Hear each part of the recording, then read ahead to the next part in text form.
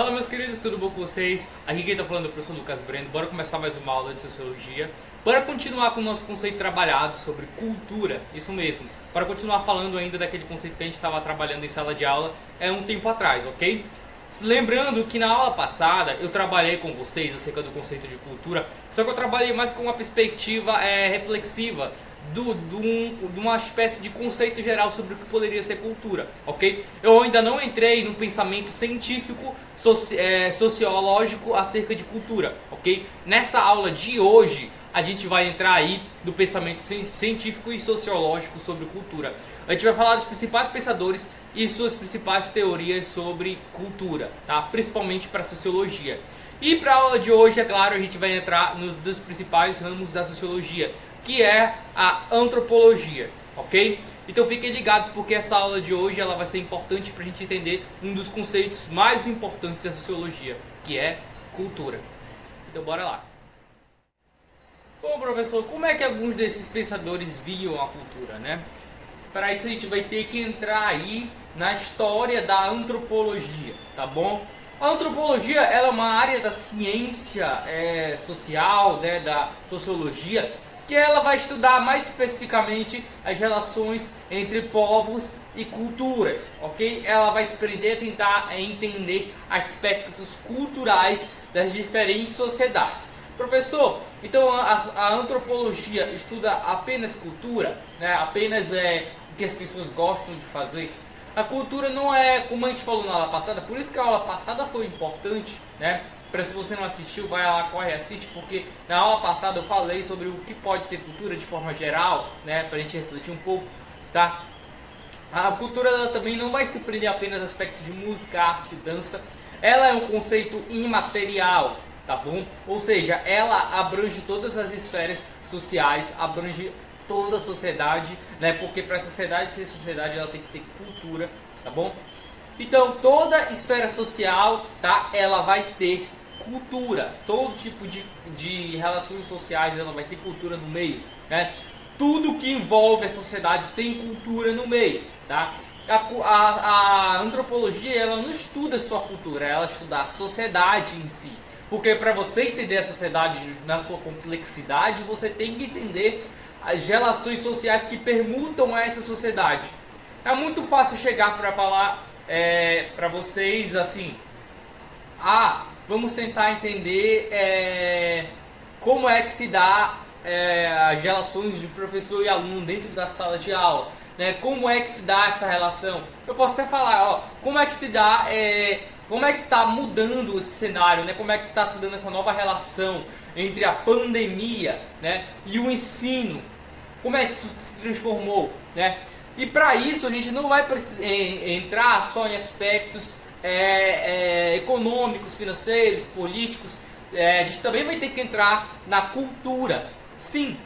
Porque alguns professores, você vai ter que discutir que alguns professores eles se adaptam melhor porque eles têm uma certa proximidade com a tecnologia. Alguns professores se adaptam melhor, ou outros professores têm mais dificuldade, outros professores não se deram bem.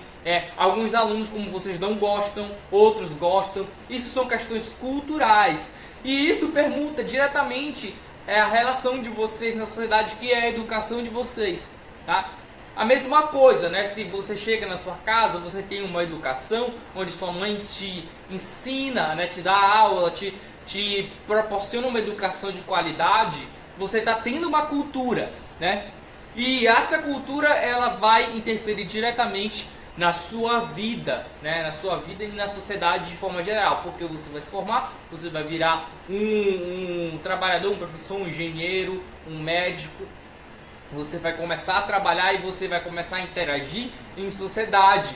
Ou seja, essa sua cultura, né, aquela cultura que a sua mãe ensinou na sua casa, vai modificar completamente as relações sociais. Aí eu lembro de citar o Weber, né, que as modificações dentro da sociedade, elas não precisam partir do coletivo. Elas podem partir das características individuais, do seu subjetivo, do que você sente, do que você quer fazer. Isso pode modificar a sociedade. Não é a sociedade inteira que vai moldar você, mas questões internas, né, de você mesmo, o que você quer, o que você gosta, né, os seus interesses, os objetivos, eles vão transformar a sociedade. E eles se relacionam diretamente com a cultura, tá bom? Então por isso que a cultura é importante e é por isso que a gente vai trabalhar agora com um cara aqui chamado Edward Burns Taylor, ok? O que é que esse cara falou, né? Eu vou colocar aqui do lado a citação dele direta. Mas de forma resumida, de forma direta, né? O Taylor, quando ele começou a estudar, né? Tendo em mente aqui o conceito do Taylor, eu já vou explicar melhor esse conceito para vocês. Quando o Taylor começou a estudar a cultura, né? Ele foi um dos primeiros antropólogos que a gente vai ter ali no século XIX. A gente também estava tendo nesse mesmo momento, né? Aquela expansão da teoria darwinista. Né? E o que é a teoria darwinista? Você já deve ter estudado, né? A teoria do evolucionismo. E o que é que isso tem a ver com sociologia? Para isso é biologia. Não, presta bem atenção aqui, tá? O evolucionismo que o Darwin começou a propagar, né? Ele não se fixou apenas na biologia. Ele também se expandiu por outras áreas do conhecimento, porque foi uma teoria tão importante que áreas da ciência humana não deixaram de captar, não deixaram de utilizar um pouco das ideias do Darwin. E o que é que aconteceu? Vocês lembram da teoria do Darwin, né?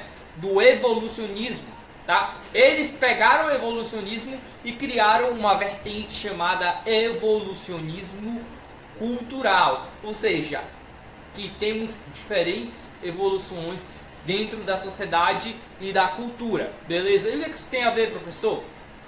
Bom, durante o século XIX a gente teve uma propagação bem grande das teorias do evolucionismo social. E o que é que isso tem a ver? Bom, parando para tentar lembrar um pouco sobre o evolucionismo social, coloca na cabeça de vocês que esse evolucionismo ele ficou muito retido numa esfera racista, preconceituosa. Porque o Darwin falava que certos grupos de animais eles evoluíam, enquanto outros eram submissos, né? Eles não tinham evoluído o suficiente dentro dessa escala da evolução. Nós tínhamos grupos predominantes e os grupos inferiores, né? Dentro dessa escala de evolução, os que eram inferiores eles acabavam sendo subjugados, né, pelos seres superiores e acabavam morrendo, né? Essa é a teoria evolucionista. E o que é que vai acontecer? Se determinada característica faz você ser menos evoluído, então isso quer dizer que dentro da sociedade também nós vamos ter no evolucionismo social que determinada cultura, determinado modo de pensar, determinado modo de agir vai te tornar menos evoluído. É isso que eles achavam no evolucionismo social, né? Eles não utilizavam isso apenas no âmbito cultural, eles também falavam da raça, né? Raça não, né? Desculpa, raça é um termo errado. Etnia, né? Etnia. A etnia negra, por exemplo, eles utilizaram durante muito tempo para falar que a etnia negra era uma etnia que era menos evoluída. Tá me entendendo? Justamente porque eles pegavam a teoria do darwinismo social, ok? Então é justamente isso que a gente tem que colocar na nossa mente, tá? Que o darwinismo social ele também construiu, ele deu base científica para o racismo. Ok? Isso aí durante... por quê? Porque a maioria dos sociólogos da Europa, né, durante o século XIX, eles tinham na mente deles que a sociedade que era evoluída, a sociedade que representava a civilização era a sociedade europeia. As demais sociedades que ainda não tinham evoluído culturalmente, né, elas eram as sociedades que eram menos evoluídas. Ok? Então, o que se tinha como padrão evolucionista era a cultura europeia. Ok? Então, professor, bora voltar para o Taylor agora, né? O Taylor, o Edward Burns Taylor, né? O que é que ele pensou? Ele falou que ele já veio romper um pouco, né? Menos um pouquinho com essa questão do darwinismo social. O que é que ele pensou, né? Ele pensou que a cultura não estava ligada com o darwinismo social. E ele deu uma nova roupagem para o conceito de cultura. Ele falou que a cultura é tudo aquilo que permeia a sociedade, né? Os hábitos, os seus gostos, o seu comportamento, né? Só que o que é que vai acontecer? O Taylor, né, conforme a teoria dele está aqui, o Taylor ele vai desenvolver durante um bom tempo um termo de hierarquia cultural, hierarquia social. Né? Nós vamos ter culturas que vão ser mais desenvolvidas em termos de cultura. Né? Então, de certa forma, ele ainda não rompeu completamente com a ideia do evolucionismo social do Darwin. Né? Ele ainda vai romper dizendo que ainda temos culturas, né? Por exemplo, os indígenas. Estão me entendendo? Ele vai falar que a cultura indígena, né, é uma cultura menos civilizada. Estão me entendendo? Enquanto a cultura europeia é mais evoluída, é mais civilizada. Estão me entendendo? E o que é que vai acontecer? Como a cultura para o Taylor, a cultura indígena vai ser menos civilizada, ele vai estar criando, ele ainda vai estar com a vertente do evolucionismo social. Só que ele não vai trabalhar diretamente com esse evolucionismo social, ok? Ele vai trabalhar com a hierarquia cultural, ok? É uma espécie de hierarquia entre culturas, tá? Ele não foi tão direto com o evolucionismo social, tá? Então ele trabalhou com esse conceito. Por isso que muita gente diz que ele é um dos pais um dos principais assim, pensadores sobre cultura da sociologia, o Taylor. Né? Sempre que você for estudar sobre cultura, você vai ver o nome do Taylor ali, né? Porque ele se aproveitou da antropologia para poder entender a cultura. E o que a antropologia vai fazer? Né? Já falando mais agora, já que a gente já entendeu o conceito do Taylor de cultura, né? O conceito do Taylor, o que é que vai acontecer? A gente vai ter a antropologia aí como uma das ciências que vai estar muito relacionadas com o entendimento da cultura. Ou seja, o que é que vai acontecer? Por exemplo, o que é que o antropólogo faz? Ele vai a campo, ele estuda a sociedade, ele não apenas enxerga. Para te entender uma sociedade, você tem que participar dela para tentar entender como ela funciona. Então esse é o trabalho de um antropólogo, ele vai se inserir naquele determinado grupo, não só para observar, mas para tentar participar, para tentar compreender por que aquele determinado grupo faz aquilo, né? Porque ele tem determinada cultura, por que ele faz aquilo, porque aquilo para aquele grupo é correto, né? Porque isso para a gente é estranho, porque aquilo para aquele grupo é correto. Então essa é uma das respostas que a antropologia às vezes procura para tentar entender as culturas. Mas enquanto o trabalho do antropólogo também é muito difícil. Por quê? Porque quando você vai entrar numa sociedade para fazer um estudo, o que é que acontece? Né? Você tem que entender que determinadas sociedades, elas também, por exemplo, para você entrar e entender uma sociedade bem diferente da sua, você também tem que tentar ser muito imparcial, né? Você tentar abandonar aquele seu medo, aquela sua própria cultura para poder entender a do próximo, né? Aquele ato de tentar entender a do próximo. Só que isso não acontecia praticamente, né? É muito difícil, até hoje não existe nenhuma técnica científica que trabalhe da antropologia, que trabalhe de forma imparcial. Não existe, você sempre vai trazer consigo sua cultura, o que você partilha, né? Toda a sua experiência de vida, você não pode deixar aquilo para trás, é impossível, né? Então é um trabalho do antropólogo bem complicado nesse sentido, né? Tem pessoas que têm mais facilidade, né? Mas mesmo assim, elas não conseguem deixar completamente aquilo, né? Se elas verem algo que para elas está errado, né? Você vai querer interferir, você vai querer moldar aquela determinada sociedade, ok? Então é basicamente isso, tá bom? Então é essa a ideia de cultura para antropologia também que a gente vai ter. Uma das ideias. Antes que eu me esqueça, tá? A gente também teve um sociólogo chamado Herbert Spencer, né? O que é que esse cara pensou? Ele também ele veio antes aí do Edward Burns Taylor, eu esqueci de falar dele, tá? O Herbert Spencer, ele também foi um dos pioneiros com o evolucionismo social. Ele que trouxe essa nova roupagem para o evolucionismo social, ok? E o que é que ele pensou, tá bom? O Edward Burns Taylor, ele pegou a teoria evolucionista social, a teoria evolucionista e correlacionou aí com a teoria do social, ok? Então ele pegou a teoria do Darwin e correlacionou com a sociedade. sendo assim um dos fundadores praticamente do evolucionismo social, né? Então por isso que durante muito tempo e até atualmente ele é muito criticado, porque ele trabalha com a teoria do evolucionismo cultural, tá? Trazendo aquela roupagem de que muitas sociedades elas ainda não são evoluídas, tá bom? E dando assim uma visão eurocêntrica. O que é uma visão eurocêntrica, né? É a visão de que a Europa, né, a Europa era a verdadeira sociedade evoluída, né? Era a cultura, a verdadeira cultura e a verdadeira sociedade que estava evoluída, tá ok? Então, o Herbert Spencer ele trouxe essa roupagem aí de teoria evolucionista para a sociologia, ok? Então, ele foi um dos fundadores do evolucionismo social, né? Com a visão eurocêntrica, tá bom? Então, essa foi a vertente do Herbert Spencer no século XIX, tá? Com o evolucionismo social. Depois do Edward Bernard Taylor, a gente vai ter outro sociólogo aí chamado Franz Boas, né? Ele era um sociólogo alemão, tá? Geógrafo também, né? E físico. E ele tinha várias áreas, é claro, né? E ele trabalhava aí com a ideia de cultura também. Ele era alemão, mas se naturalizou nos Estados Unidos e a partir daí então começou a estudar a cultura indígena norte-americana. Okay?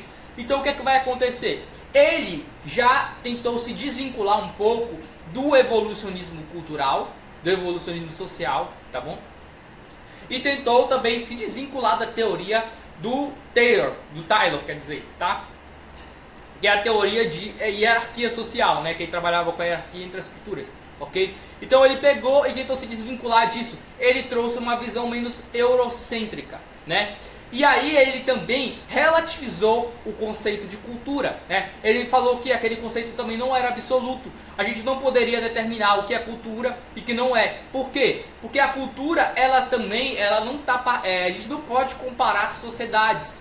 Ele falou isso, a gente não pode comparar sociedades, né? Por quê? Porque para o Franz Boas, a evolução cultural, né, como ele fala, essa evolução ela não existe. Porque cada sociedade ela teve um diferente contato com o meio, né? Ou seja, não é apenas a cultura que vai modificar o meio, mas também o meio também vai modificar a cultura. Vai ter uma inter-relação entre os dois, tá? Por exemplo, se eu moro aqui na Amazônia, né, eu vou ter uma relação com o espaço da Amazônia.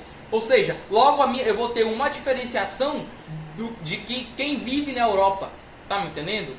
Então, ou seja, eu não posso comparar a minha cultura aqui da Amazônia com quem está na Europa, né? Vamos dizer aí, nós temos civilizações que são mais antigas que outras, né? Civilizações que vivem em espaços diferentes, né? Um vive no deserto, outro vive na Amazônia. Então a gente não pode comparar as culturas porque o meio é diferente. Estão me entendendo? O espaço ali, aquela localização onde eles estão inseridos, tá? Aí a geografia entra um pouco, né? Porque ele era geógrafo.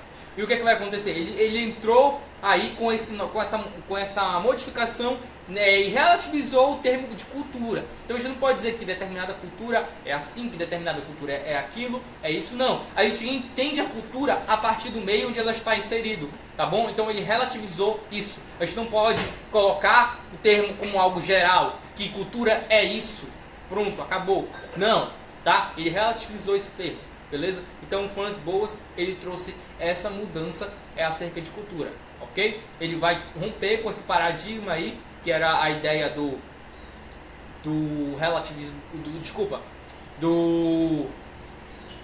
evolucionismo social, né, do evolucionismo social e da hierarquia social do Taylor, ok? Então ele vai trazer uma visão menos eurocêntrica acerca do conceito de cultura, relativizando esse conceito, beleza?